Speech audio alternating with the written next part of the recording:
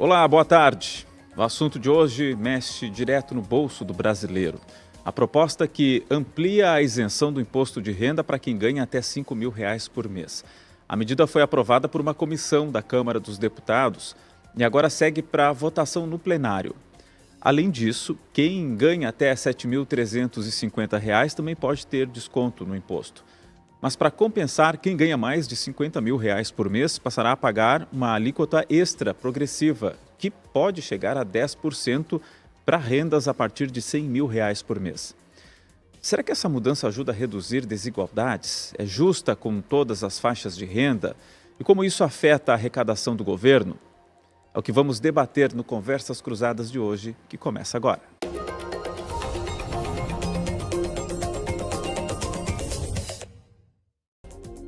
São 5h34, estamos ao vivo no YouTube de GZH, também no site de GZH. Muito obrigado para você que está nos acompanhando nesse fim de tarde frio em Porto Alegre. Uma tarde fria, a temperatura agora na capital gaúcha está em 13 graus, uma sensação até um pouco menos em alguns locais aí com um pouco mais de vento. É uma quinta-feira de 17 de julho de 2025 com céu parcialmente nublado aqui em Porto Alegre. O programa Conversas Cruzadas tem a parceria de CRVR, maior empresa de gestão de resíduos do estado, transforma resíduos em combustível renovável e energia limpa. Com tecnologia inovadora, cuidamos do meio ambiente e da saúde pública. É o recado da CRVR, cuidando do que importa. Vamos lá fazer então a apresentação dos convidados do programa de hoje. A gente está com a professora de Economia da URGS, a professora Rosa Chiesa, e também com o Gustavo Fernandes, advogado, diretor de formação do IEE, Instituto de Estudos Empresariais.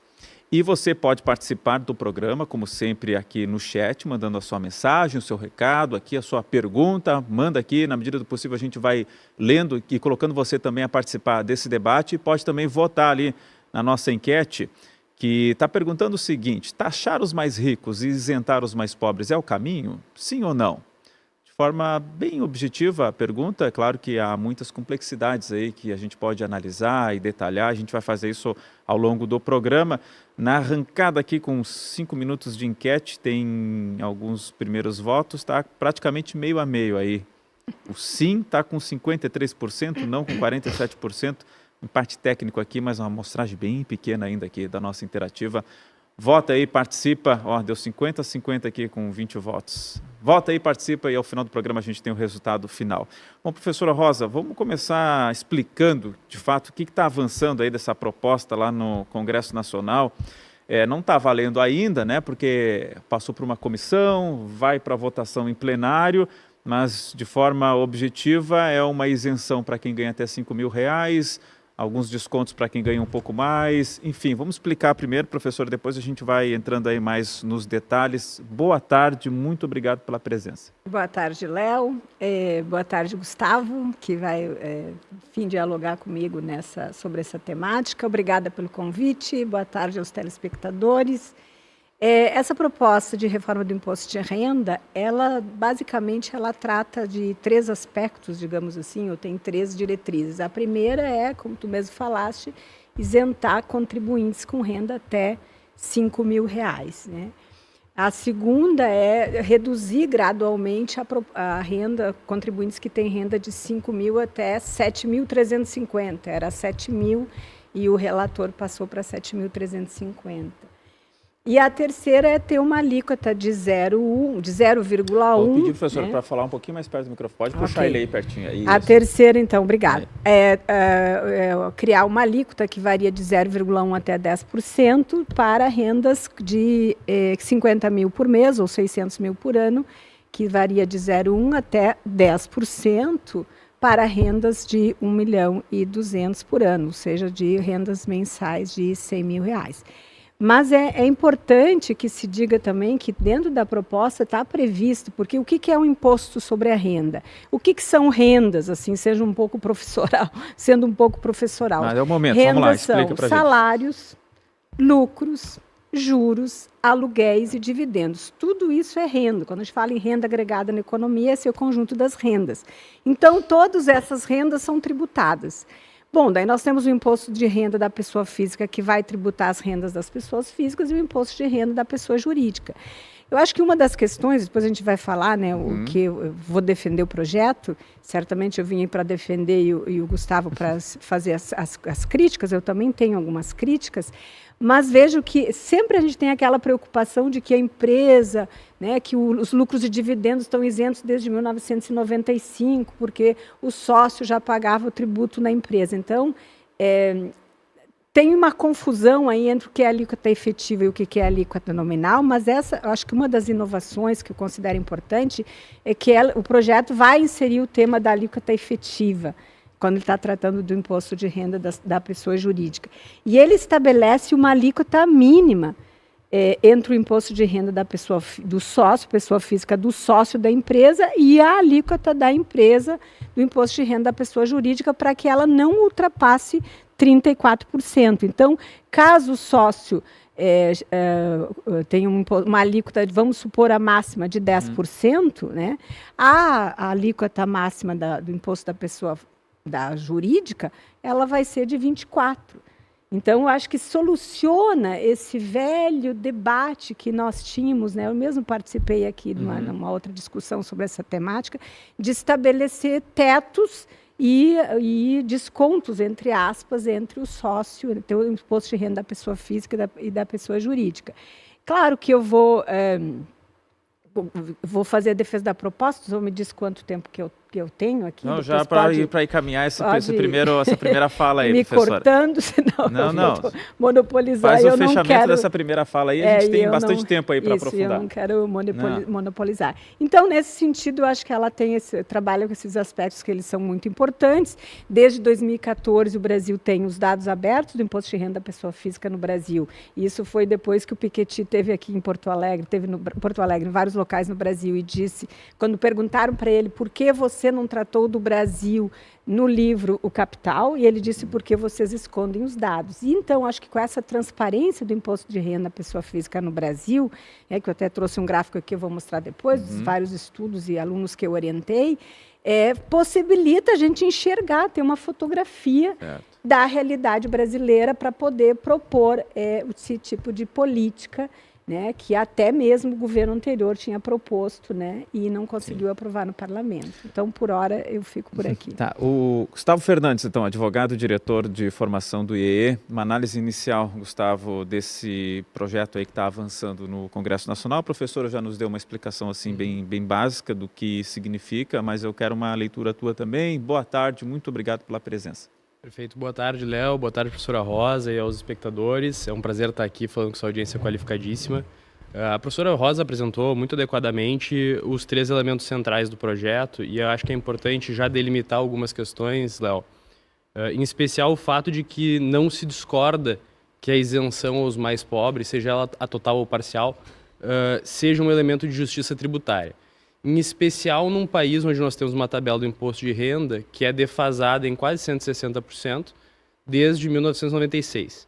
Então, assim, nesse ponto, eu acredito que há bastante concordância. Onde eu acho que há uma divergência é sobre a adequação dessa tributação entre 0,1% e 10% para aqueles que ganham mais, né? Eu tenho um entendimento de que a tributação desse público, no atual contexto, gera 2 tipos de prejuízo, né? Um prejuízo de fuga de capital, então as pessoas tirarem o seu patrimônio daqui, tirarem suas fontes de receita daqui, do país. E um segundo ponto, que é a agregação do custo tributário da retirada do dinheiro do sócio. Então, se eu tenho que pagar para o governo para tirar dinheiro para minha pessoa física, né, o repasse deste custo ao consumidor final, num país já fragilizado. Tá? Esses são 2 pontos que fazem com que eu acho que seja uma medida, no médio e longo prazo, ruim, né? Quanto à isenção, não tenho problema, até era favorável à sugestão que o Gilson Marques, deputado federal, fez pelo Partido Novo, né, de que esses valores fossem custeados, né, com deduções de outros recursos, dentre eles do fundo eleitoral, né. Me parecia uma solução mais republicana, né. Então, assim, em termos gerais, tá, me parece que esse é o desenho da nossa divergência, que eventualmente nós vamos nos aprofundar aqui hoje um pouco mais. Eu acredito também que, no atual cenário, com o governo tendo aumentado 24 vezes o imposto desde 2023, seja através da criação ou da majoração, seja ampliação de bases de cálculo ou então aumento de alíquota efetivamente. Foi tudo isso já? Já. 20? Foi 24 vezes. Foi uma vez a cada 37 dias, se não me engano. Aí somando tudo. Somando tudo. Tá? Então, assim, eu acho que a gente, enquanto país, mandamos um sinal ruim, né, de que estamos apenas de olho na arrecadação. Um governo que, enquanto faz isso, rechaça qualquer discurso de contenção de gastos. Então, me parece que estamos apenas olhando para um dos lados da equação, o lado onde o cidadão paga a conta, né? E não estamos fazendo o dever de casa na parte de contenção de gastos. A nível de regra fiscal, derrubamos o arcabouço fiscal anterior, né, que era o teto de gastos, e instituímos o arcabouço fiscal atual, que já era natimorto e já se encontra descumprido reiteradamente, né? Então, eu acredito que, sob pretexto de fazer justiça tributária, o governo atual faz uma medida com um olhar mais eleitoral, né? Entrega abaixo do que deveria, porque se fôssemos falar de uma reforma estruturante, séria, de justiça tributária, deveríamos enfrentar o problema da defasagem da tabela do imposto de renda, né? Mas ele não está enfrentando com isso? Ele está mitigando um problema pontual, mas ele não está resolvendo o problema estrutural. E ele está criando, para custear esse benefício de impacto político direto, né? Ele está criando um cenário, na minha opinião, institucional pior para fins de investimento. O que vai nos legar menos emprego no médio e longo prazo, vai nos legar uma inflação tendencialmente maior, uma taxa de juros tendencialmente maior e um arranjo institucional pior, que me parece algo bastante grave. Menos investimentos por aumentar o desconto de quem ganha mais. Aumentar o custo para quem consome na ponta, que é um ponto, né? Porque esse custo para retirar seria repassado ao consumidor final. E num segundo lado, né, a retirada de elementos patrimoniais do Brasil para colocar ele em outros países, em regimes tributários mais benéficos, como nós já vimos em diversos países, especialmente na América Latina. Não faltam exemplos, o Uruguai é um destino recorrente de quem quer abrir e estruturar o seu patrimônio em outro lugar, buscando um regime tributário melhor. Inclusive, o Uruguai incentiva isso, né? Dá descontos e isenções para fomentar esse tipo de movimento. Então, não me parece algo inteligente a nível de Estado, me parece mais um movimento nesse cenário do governo para efetivamente ter um ganho de popularidade. Porque é verdade, será uma medida popular e, como eu comentei, a isenção propriamente não é algo que eu me oponha. Me oponho à ferramenta de custeio dela, né? Em especial porque ela vai gerar um incremento, né, de receita para o Estado, né, que no primeiro ano será de 34,1 bilhões, enquanto o custo dessa isenção vai ser de 31,3. Então nós vamos todos os anos, e esse gap tende a aumentar para o futuro, né, recolher mais imposto para o governo do que originalmente fazíamos, né, ou seja, uma carga global maior, para custear algo que tem um custo menor e dar um superávit ali dessa brincadeira toda para o governo poder fazer gastos que julga oportuno, né? Tem algumas mensagens chegando aqui. Vou dar uma parcial aqui da nossa interativa, porque realmente está empatado, tá 50% e 50% aqui. Sobre taxar os mais ricos e isentar os mais pobres ser o caminho. Sim ou não? 50-50%. Aí o Everton diz o seguinte: impressionante essa amostragem dos primeiros votos, metade é rico aqui no chat. O Pedro Henrique Tavares faz um elogio aqui ao Gustavo, que conhece o trabalho do Gustavo. O Franco Barros aqui está acompanhando também, boa tarde. O Guilherme Dada: taxar os ricos para diminuir a pobreza é o mesmo que quebrar o termômetro para diminuir a febre. Concorda, Gustavo? Parece uma frase peculiar, eu gostaria de ouvir a professora e nós vamos entendendo a partir da interpretação do que isso quer dizer. Mas me parece que há uma crítica, e aí acho que isso é um ponto importante de salientar, cada vez mais as pessoas não assumem que taxar grandes fortunas necessariamente será algo bom, porque já se compreende, na minha opinião, a nível de democracia, democraticamente as pessoas entendem o problema que isso pode acarretar operacionalmente, né? Acho até que por isso que não se implementou a taxação das grandes fortunas ao longo de todo esse período em que pese tem a previsão constitucional, né? Vamos lá, professora. Bom, primeiro eu queria dizer o seguinte: o sistema tributário brasileiro ele é altamente regressivo. Quando a gente olhar para os países desenvolvidos, até mesmo o Chile, que muito citado, a maior alíquota do imposto de renda do pessoa física no Chile é 40%, o nosso é 27,5%. Qual é a característica fundamental do nosso sistema tributário? Nós carregamos a tributação, praticamente metade dela está na tributação sobre consumo, bens e serviços, e uma parte menor, então, sobre a renda, que é o tema que nós estamos tratando, e sobre patrimônio. E isso vai fazer com que o sistema tributário no Brasil ele é muito mais injusto, porque quem ganha menos vai pagar proporcionalmente mais. Então, se a gente pegar um contribuinte com 2 salários mínimos, hoje ele é a tabela do imposto de renda, a gente acha que é muita coisa, 5 mil de isenção, mas a isenção do tabela do imposto de renda hoje é 2 salários mínimos, é 3 mil reais, ou seja, nós estamos aumentando apenas 2 mil reais. Inclusive, eu vou fazer a crítica, porque eu acho que a proposta do governo é muito importante, mas eu acho ela pouco ousada, dada a regressividade do sistema tributário brasileiro, que faz com que os que menos ganham e pagam proporcionalmente mais. Eu sou uma professora, né, final de carreira, tenho mestrado, doutorado, e a minha alíquota efetiva é 19%. E o governo está propondo que quem ganha 1.200.000 por ano pague 10%. Eu, como professora e um ser pensante, eu fico pensando o seguinte, e aí eu faço uma provocação.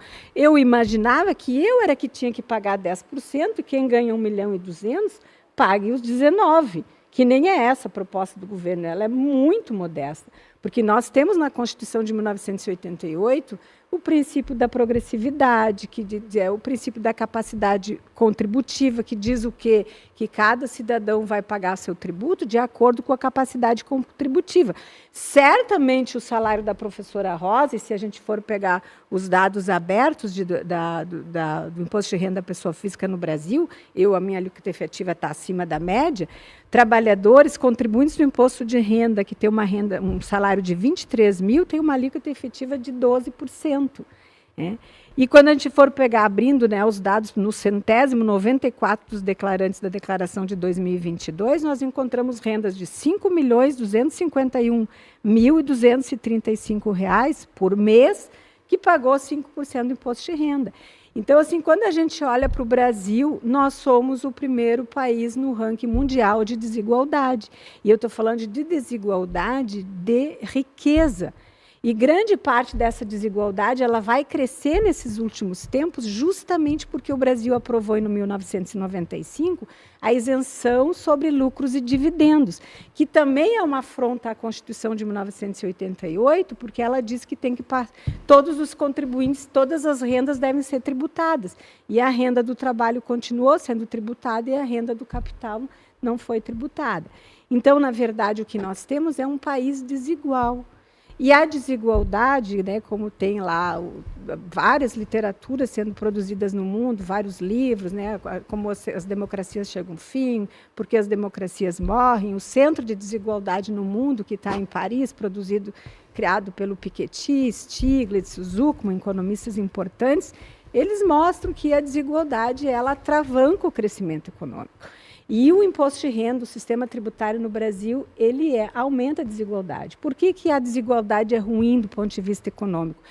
Porque quando os contribuintes, né, se eu tenho 1% com uma renda tão exorbitante, à medida que eu distribuo e vou deixar no mercado essa renda que os contribuintes deixam de pagar impostos, quem são essas pessoas? São as pessoas que vão comprar mais feijão, mais arroz, mais sapatos, mais calçados, e isso vai dar um efeito multiplicador da renda na economia e vai gerar crescimento econômico. A desigualdade também ela é ruim do ponto de vista político, porque nós imaginamos que elegemos um Congresso Nacional que vai nos representar, e não é verdade. Nós temos grupos, lobbies de poder encastelados no Congresso Nacional que aprovam qualquer medida para atender o seu grupo de poder. Né? O ano passado, por exemplo, foi aprovado dentro de uma emenda constitucional que não haveria mais gastos tributários até o Brasil não ter superávit primário. Nós já temos deputados fazendo projetos de leis e aumentando o gasto tributário, que, aliás, eu proponho que a gente trate, já que o Gustavo falou da questão do gasto, que não está sendo negligenciado vis-à-vis a receita, que a gente trate dessa temática do gasto tributário, renúncia de receita em algum outro programa. Então, na verdade, a desigualdade ela é ruim e o sistema tributário ele não é um castigo, ele é um instrumento de justiça social. Vejo, por exemplo, por que a desigualdade, então, por que reduzir a desigualdade é importante? É importante porque provoca crescimento econômico, é importante porque fortalece a democracia e, nesse sentido, o tributo ele desempenha um conjunto de funções. Na sociedade, a gente entende, as pessoas entendem assim, quando fala em tributo, o que pensa a primeira vez? Para financiar algum gasto. Não, o tributo ele é um instrumento de política macroeconômica. Ele é um instrumento, ele tem uma função distributiva. E, historicamente, por isso que eu acho que o projeto de lei ele é importante, mas ele é modesto. Porque, historicamente, o sistema tributário foi usado no Brasil para privilegiar os mais ricos. E foi isso, e essa é a explicação do aumento da desigualdade. No Brasil, a partir dos anos 90, em função dessa mudança no sistema tributário, não só no Brasil, mas no mundo, porque até então, daqui a pouco eu encerro, porque tem uns teóricos da tributação ótima, que é o Mirrlees, que é um economista importante, que nos anos 70 ele ganha o prêmio Nobel, porque ele vai dizer que não pode tributar os super ricos, porque afugenta investimento. Isso que eu ia lhe perguntar, que foi um dos argumentos que o Gustavo trouxe aqui também, ou de repasse para o consumidor, ou de fuga de capital, de investimento, enfim, como lidar com isso? Isso. E aí o que acontece? Os países passaram a fazer isso. E o Brasil, em 95, aprova a Lei 9249, que vai isentar a renda de lucros e dividendos. A Inglaterra fez, a França fez, os Estados Unidos fizeram. Quando chegamos no início do século XXI, nos anos 2000, o próprio Mirrlees, junto com o mesmo grupo, renova a sua teoria e vai dizer: retirar tributos dos mais ricos não provocou aumento de investimentos, provocou aumento da desigualdade. E a desigualdade é ruim, por elas razões que eu já coloquei. Então, esses mesmos teóricos vão escrever a teoria ótima, novos postulados defendendo o aumento da tributação dos super ricos também. E aí a gente olha e diz assim, o Brasil, eu hoje até li um artigo que dizia que o Brasil é o último país do mundo a passar a tributar. Estava escrito que ainda o Brasil e a Estônia não tributavam renda de lucros e dividendos. Não, a Estônia já passou a tributar. O Brasil é o último país do mundo a voltar a tributar renda de lucros e dividendos. Todos já passaram a tributar. E a gente tem exemplos... Sim, conclua, professor, desculpa. Não, justamente porque esses teóricos mostram que reduzir tributos dos mais ricos não reduz investimento. Aumenta a desigualdade é ruim para a democracia, para a economia, e, enfim, por isso. E a gente tem exemplos de alguns países que fizeram esse caminho, ou que recuaram de tributar, ou que decidiram ir para o caminho de tributar as grandes fortunas, os super ricos, e viram que é o caminho mesmo, ou o inverso? Então, o que nós temos, eu não sei, não quero monopolizar. Não, mas aí, rapidamente, aí que eu já passo. O que nós temos, assim, até o Gustavo falou em fuga de capital, eu não acredito nisso, porque ele vai fugir para onde? O Brasil é um paraíso fiscal para os super ricos, sim. A própria legislação brasileira que estabelece, da própria lei brasileira... Uma visão ousada de que o Brasil é um paraíso fiscal. Pode ser usada, mas está escrito na lei brasileira lá que quando a alíquota é inferior a 17%, que eu não sei qual é o número da lei aqui, é a lei 9.430, artigo 24, que diz que se a alíquota máxima for inferior a 17%, é um paraíso fiscal. Então, assim, eu não acredito, porque ele não vai encontrar um país onde tribute menos do que o Brasil. Então, eu não acredito nisso. E outra questão muito importante é outros países, aí a gente está saindo do imposto... Mas a lei fala em paraíso fiscal mesmo, professor? Fala, procura lá. Mas hoje em dia se fala em países de tributação favorecida. É outro termo, né? Não é, esse é um termo mais mas enfim, comum. Vamos passar então para o Gustavo aqui para tentar também entender esse ponto aí, Gustavo. Vamos lá. Vamos lá. Acho que aqui nós temos uma série de assuntos que a professora trouxe que merecem endereçamento para ser adequadamente respondido. O primeiro é quando a gente fala em teóricos, né? A gente costuma evocar eles a título de autoridade como se eles demonstrassem a realidade objetiva. Eles demonstram uma versão da realidade conforme a sua compreensão. Há teóricos de linhas absolutamente distintas, especialmente nesse tema da igualdade. O próprio Piketty foi muito criticado pelos dados que utilizou no seu estudo. Isso rendeu para ele uma série de deméritos no âmbito acadêmico, daqueles que são seus adversários, obviamente, né? Mas quando a gente fala em desigualdade, a gente tem que entender que nos últimos 100 anos, digamos assim, mortalidade infantil, graças ao capitalismo, à globalização e à própria redução de impostos breve que aconteceu em determinados períodos, redução da mortalidade infantil, redução da fome, aumento da taxa de alfabetização em todos os países. Existe um site maravilhoso, inclusive, quem quiser pode acessar, se chama Gapminder. Tu pode observar diversos países através de diversos indicadores no tempo.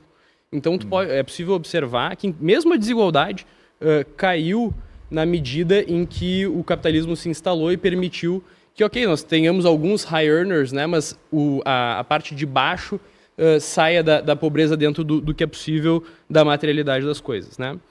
O segundo ponto é a alegação de que o tributo nasce como um instrumento de distribuição de renda.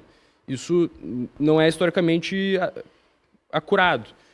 O tributo ele nasce como uma forma de migração de um sistema anterior, né, que era um sistema no qual o Estado detinha parte dos bens de produção e dos bens que ali haviam, para um modelo onde ele determina uma alíquota da riqueza que ele irá absorver da riqueza privada, né? Então se cria o espaço da riqueza privada como um todo e se muda a relação entre soberano e sociedade, né? Então, na verdade, o tributo é um instrumento de contenção do poder estatal, né, e de limitação da capacidade desse poder estatal de capturar a riqueza privada através das leis que se determinam preferencialmente de forma democrática, né? Então, assim, o papel da lei, especialmente do tributo, não é fazer distribuição de renda. Primeiro ponto. O segundo ponto é que o Brasil... Mas nem ajudar? Não, porque política pública se faz no lado da despesa e essa é uma crítica que a professora faz adequadamente quando fala sobre os benefícios fiscais. Ela fala em gasto fiscal, o benefício fiscal é mais ou menos, grosso modo, a mesma coisa. Tá? E ela está correta nisso. Nós temos uma série de benefícios fiscais que geram distorções alocativas, são péssimos para a economia. Isto é verdadeiro. Dito isto, não é papel do imposto fazer justamente política distributiva, porque isso gera distorções. A gente deve fazer com programas sociais, com todas as críticas que eles possam ter. A gente tem o Bolsa Família, que é um exemplo, mas tem N outros programas que poderíamos discutir modelagem, né? Em termos de política pública, o certo é fazer política pública no lado da despesa, né? Quando a gente está falando de tributos, e aí a gente está falando da capacidade contributiva também, que a professora trouxe, a gente tem que levar em consideração que as alíquotas são percentuais, né? A professora comentou e abriu ali parte do seu sigilo fiscal comentando que a sua alíquota efetiva é 19%. Aliás, eu só queria dizer para todos os ouvintes abrirem ouvintes e os telespectadores abrirem a sua declaração de imposto de renda desse ano, que ela vem calculadinha a alíquota efetiva. Lembra da tua? Não lembro. Então ela já tem uma inovação. O Léo preferiu manter o sigilo fiscal, é isso, Léo?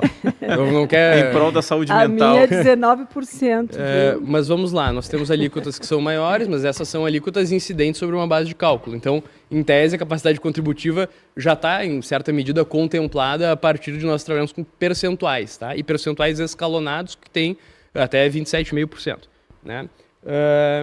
Quanto a se não vai ter um incremento, porque eventualmente o cara já vai ter a tributação anterior que a professora comentou. Esta é uma alíquota adicional, né? Nós estamos falando além do regramento ordinário, né? Então, assim, nós aí também já temos um incremento de imposto, é necessário enfrentar a realidade da proposta para além da parte que a gente concorda, né? Que é a parte da isenção.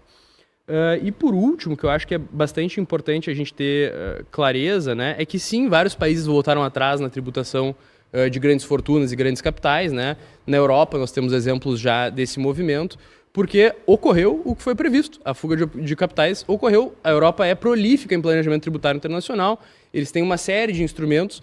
Não é à toa que hoje os países na OCDE e em diversos fóruns discutem como mitigar o planejamento tributário internacional, né? O fato disso ser um problema é a prova de que os capitais fogem dos locais de grande tributação. Porque se não houvesse esse problema, lá ficariam. Por que eu vou arcar com o custo de mexer toda a minha estrutura para outro lugar? Mas aí são países que tributavam grandes fortunas e recuaram. Isso, eu não quero falar errado, mas eu tenho a impressão de que a Alemanha foi um desses casos, tá? Mas eu não quero prometer nada. Mas a alegação desse país, seja qual for, era de que estaria ocorrendo uma fuga de investimentos. De que não estaria sendo benéfico em termos nem de receita, nem de arranjo institucional manter esse tipo de proposição. Né? Mas tinha a fuga de investimento também? Eu não quero precisar porque eu não tenho os dados, eu não quero ser desleal. Mas certamente sim, porque ninguém voltaria atrás de uma política pública nesse sentido se não houvesse prejuízo. Ainda mais abrindo o custo político de enfrentar o discurso de que, bem, se quer beneficiar os ricos. Não me parece que quem defenda que essa tributação não ocorra, né, sejam pessoas que são a favor da desigualdade, ou a favor dos ricos, ou contra os pobres. São pessoas que acreditam que as consequências dessa política pública vai ser um prejuízo à nossa capacidade de erradicar a pobreza, que no fim eu acho que é o grande objetivo nacional que nós temos, né? Que é acabar, mais do que com a desigualdade, com a pobreza e com a situação de penúria que parte da população brasileira vive. Né? Taxar grandes fortunas é algo inútil, na sua visão? Eu acho que num curto prazo ele pode até gerar algum efeito de receita, porque tu demora um pouco até que as pessoas se rearranjem. Mas eu acredito que no médio e no longo prazo isso gera tanto um prejuízo econômico para o próprio Estado brasileiro, que acredito que arrecadará menos, como para a lógica institucional e para o arranjo jurídico que nós vamos colocar para eventuais players externos que queiram se instalar aqui ou não, né? Hoje nós já vemos um estágio onde o Brasil se coloca como um pária geopolítico em alguns pontos, pelo menos aos olhos de muitos países, né? E países relevantes, se aproxima de países que têm uma certa complexidade em termos de, vamos colocar assim, políticas públicas e preservação de direitos humanos. E agora nós temos também um elemento de que nós também não somos economicamente atrativos, né? Eu acho que nós vamos para um rumo muito ruim. Bom, vou chamar a enquete de novo, porque está 50-50 aqui.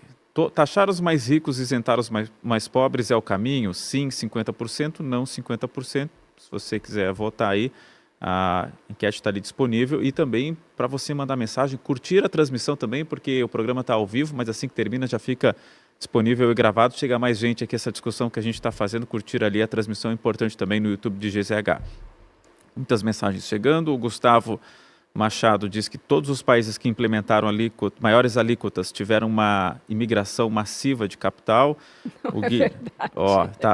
Já anota essa aí, professora, para rebater, tá? Deixa eu só ler as outras aqui. O Guilherme, desigualdade não é um problema, pobreza é o problema. Acabar com a desigualdade para deixar todos igualmente mais pobres não é solução. Há dezenas de exemplos na história. Vamos ver aqui, mas perfeitamente, o Frank concordando aqui com o Guilherme sobre desigualdade, perfeitamente, Guilherme, mas poucos entendem isso e é um prato cheio para demagogos explorarem isso de má fé. O Leonardo Wolff, a narrativa de que todos os ricos vão ir embora é muito antiga, só o capital especulativo e líquido vai embora no máximo. Quem de fato investe no nosso país tem fábricas e empresas aqui. E assim vai, o pessoal está seguindo o debate aqui também. Rapidinho para passar para a professora ali. Só um ponto que eu me esqueci de comentar antes, que é sobre o efeito multiplicador que a professora comentou da redistribuição, né? Eu acho que é importante a gente também ter claro de que o rico, ele não come 70 bifes em um dia, né? Ele não hedonisticamente absorve toda a sua riqueza.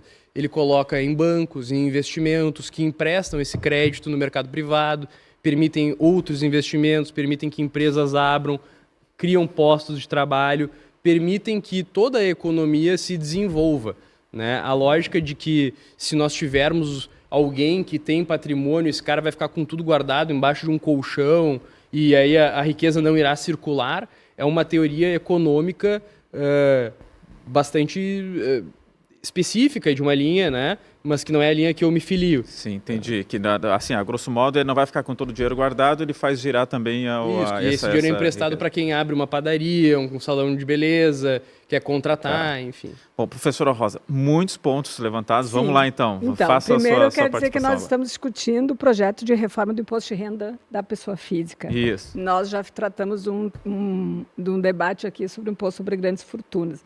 Fortuna é patrimônio. Eu quero conhecer uma empresa que botou seu patrimônio nas costas no avião e foi embora. Eu sugiro aqui, quem escreveu isso, assista o programa lá de agosto aqui que a gente fez sobre isso. Mas eu queria voltar ao imposto de renda da pessoa física. Vamos lá. Boa. Primeiro, do ponto de vista econômico, o tributo ele tem a função macroeconômica, tem a função de financiar as políticas públicas e ele tem a função distributiva. Quando nós vamos olhar os países desenvolvidos, Então, imagina que meu corpo é o Estado, meu braço direito é o tributo, meu outro braço é o gasto. O que os países desenvolvidos fizeram, Dinamarca, França? A política fiscal, quando o Estado tributa, ele tira de recursos da economia, de quem ele tira? Ele tira mais de quem tem mais, E ele devolve também na forma de gastos progressivos. O Brasil, o que o Brasil faz? O Brasil enxuga gelo, porque o Brasil tira mais de quem tem menos na hora de fazer o gasto, de fazer o tributo, desculpa, o exemplo do imposto de renda está aqui. Eu queria que a câmera mostrasse, isso aqui é de uma tabela, de uma orientação minha. A professora vai mostrar para a nossa câmera aqui, que vai se mexer aqui, ó. Essa aqui, ó. Essa curva, que é um U invertido, significa a alíquota efetiva da declaração do imposto de renda no Brasil 2020, né, base 2021, e que aqui embaixo nós temos por salário mínimo. Começa com meio salário mínimo, o imposto de renda ele tem vários critérios, não é só renda, e ele vai até 320 salários mínimos. Então, eu vou mostrar para vocês aqui que a alíquota efetiva de quem ganha mais de 320 salários mínimos é 2,1%. E quem recebe entre 5 e 7 salários mínimos, que está aqui, é uma alíquota efetiva de 3,8%. É isso que o Brasil faz. O Brasil enxuga gelo, ele tira o tributo de quem menos tem, tira mais proporcionalmente, e daí ele tem que devolver na forma de políticas públicas no gasto. Então, na verdade, quem financia o gasto é justamente o cidadão que mais destinou recursos, que é o mais pobre, para financiar esse gasto. E o que vai acontecer no final?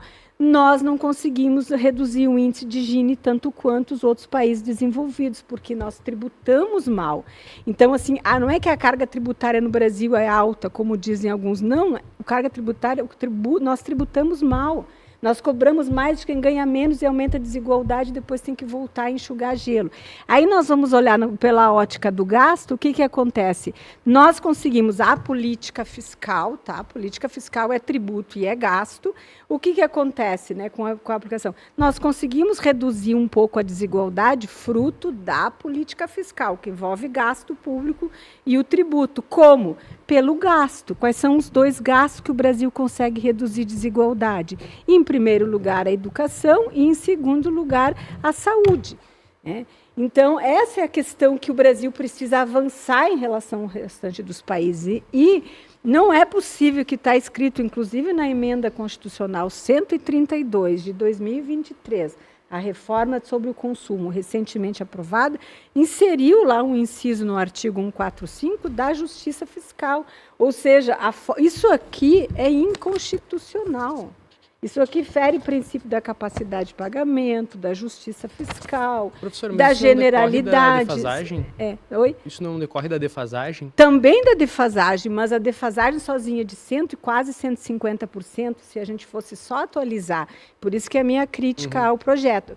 Ele é bom, necessário, muito importante, espero que seja aprovado, mas nós temos um projeto de lei, uma emenda complementar organizada pelo Sindifisco e pelo Instituto de Justiça Fiscal, que eu também sou filiada, sou integrante do Instituto de Justiça Fiscal, onde eu vou apresentar depois quais são as propostas que estão sendo apresentadas, porque se a gente só corrigisse a tabela, sabe quanto que seria a faixa de isenção? R$8.000.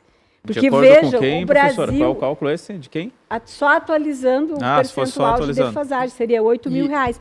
O que nós fizemos? Todos os países do mundo que reduziram a tributação sobre os super ricos voltaram a tributar. Todos, os Estados Unidos, todos voltaram a tributar. Nós somos o único país que consegue manter isso aqui. Veja, não tem nem a ver com o governo Lula, eu não vim aqui para defender governo nenhum, era até proposta do governo Bolsonaro. Então, isso aqui é algo que realmente... Vou pôr uns dados aqui da última declaração dos dados abertos. 1 trilhão de rendas de lucros e dividendos não tributados. 1 trilhão de reais. Veja, eu de sou lucros e dividendos. Renda de lucros e dividendos não tributados em função da isenção que o Brasil aprovou em 95, naquele contexto internacional, e que hoje todos os países votaram a tributar. Isso representa 0,1% dos mais ricos no país. Qual é a justificativa que nós encontramos para dizer que o Joãozinho, que recebe R$5.000, precisa pagar uma alíquota de 5%, e quem recebe 1 trilhão por ano não precisa pagar, porque usa a justificativa de que ele já pagou na empresa, que daí tem uma confusão entre a alíquota nominal e efetiva, e não é o que se divulga. Então, vejam, 47% desse 1 trilhão de reais de rendas isentas e não tributáveis da última tabela do ano base 2023, que foi o ajuste em 2024, cujos dados foram publicados em 2025, 47% desse valor foi apropriado por 160 mil pessoas. 160 mil pessoas num país de 212 milhões de habitantes, onde nós temos escassez das mais diversas. Se a gente for olhar o SUS, caros telespectadores, ele tem um custo mensal de R$122 por pessoa no Brasil. Pegamos o orçamento do SUS e dividimos por 212 milhões de pessoas. A gente sabe que 25% da população tem saúde privada. Divide, dá R$122. Ora, o meu plano de saúde privada custa quase R$2.000. E eu ligo para vocês que o exame que eu estou tentando marcar agora está demorando 60 dias para conseguir marcar. As pessoas reclamam que o SUS não funciona. O SUS precisa de mais recurso.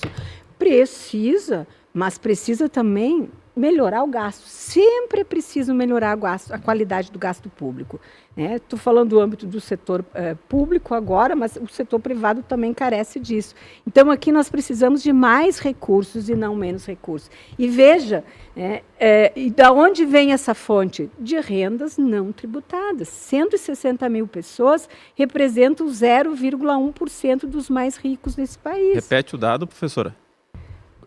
O total de renda vinda de lucros e dividendos distribuídos, que isentos na DIRF, ano base 2023, é R$1 trilhão.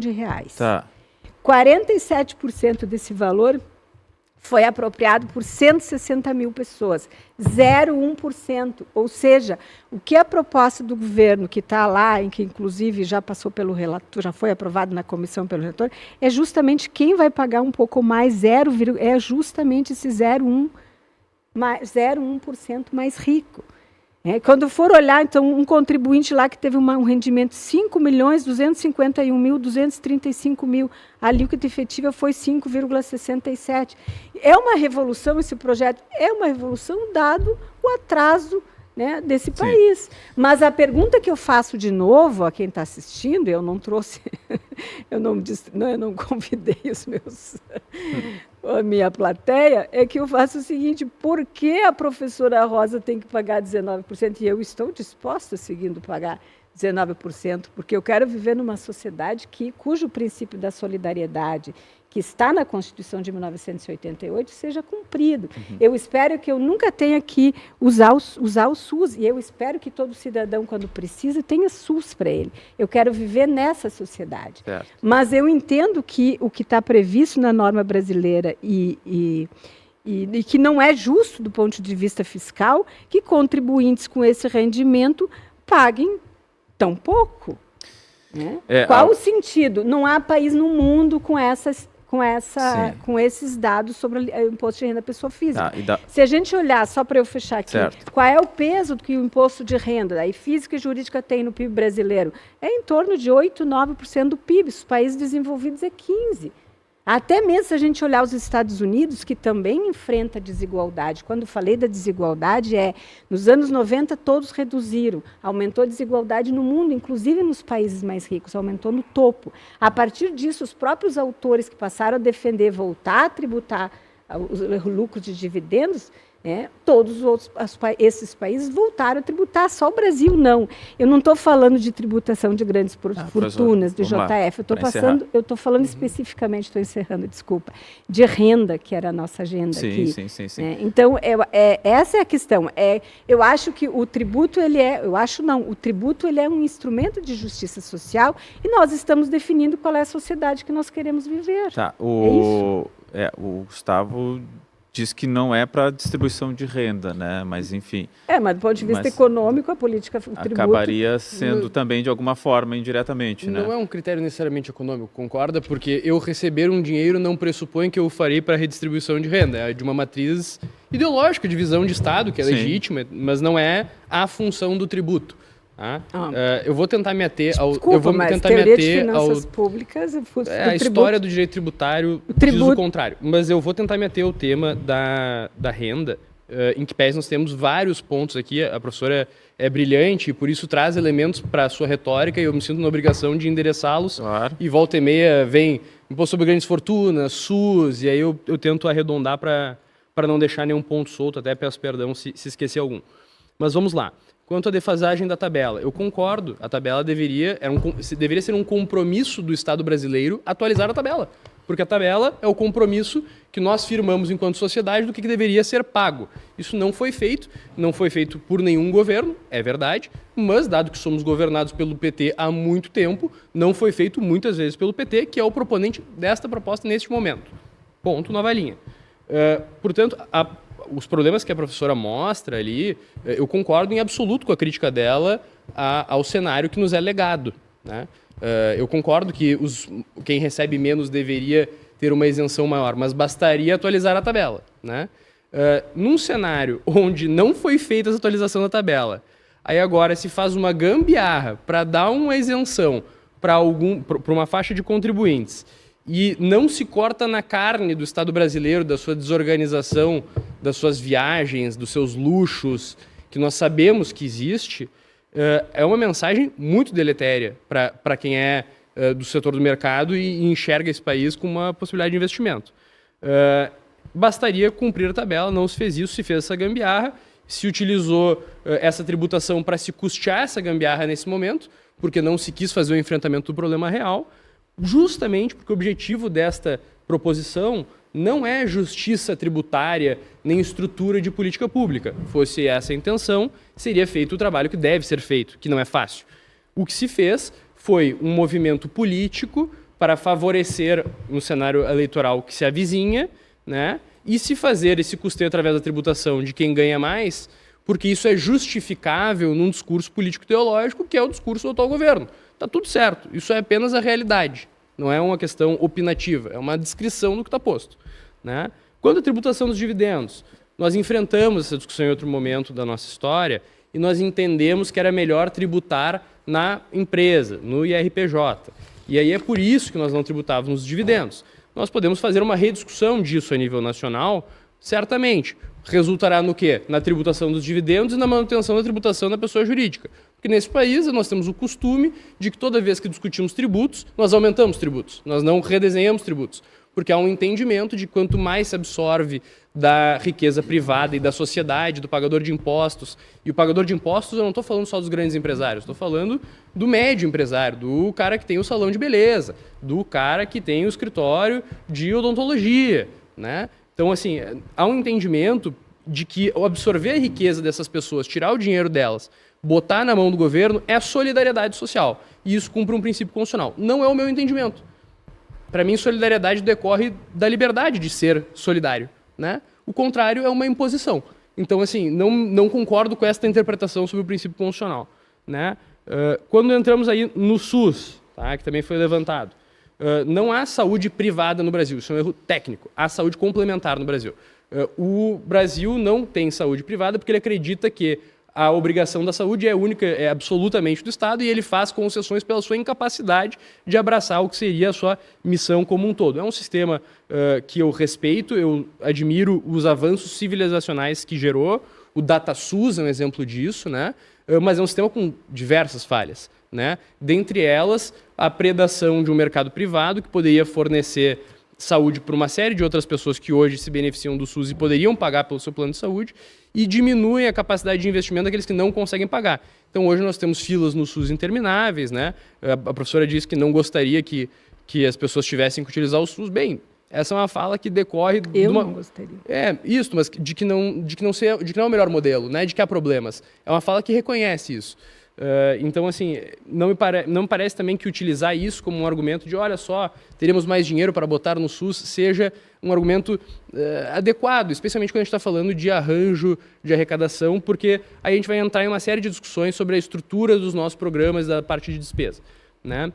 E por último, né, quando a gente fala sobre a importância que a arrecadação da tributação sobre a renda tem na nossa matriz tributária. Bem, é verdade, nossa tributação sobre a renda tem uma influência menor do que alguns outros países, mas a nossa tributação sobre o consumo é maior, e eu concordo que é problemático isso, porque é regressivo.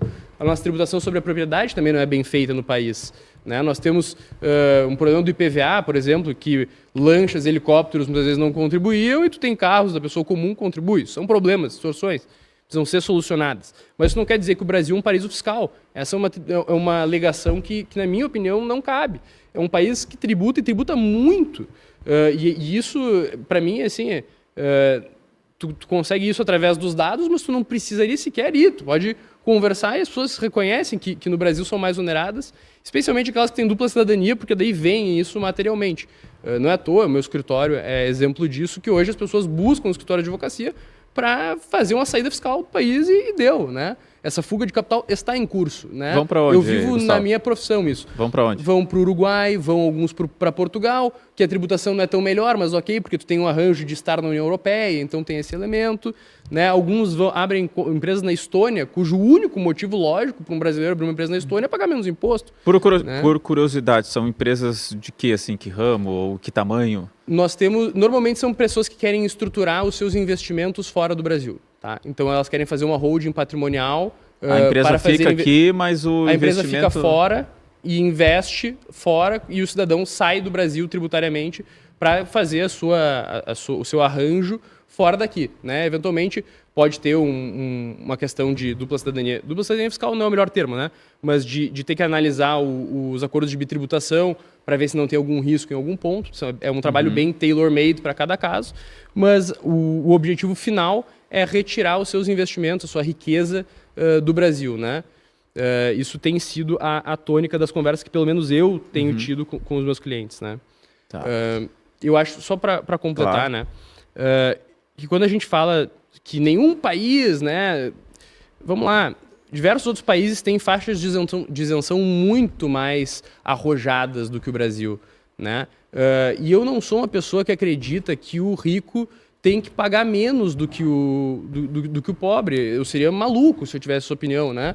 Eu acredito apenas que as coisas têm que fazer sentido a nível institucional para que a gente possa ter progresso. Eu acredito que tanto eu quanto a professora estamos irmanados na vontade de que esse país tenha sucesso, de que as pessoas tenham o que comer, que a saúde deixe de ser um problema, que o analfabetismo deixe de ser um problema. Nós divergimos quanto ao meio de fazer isso, né?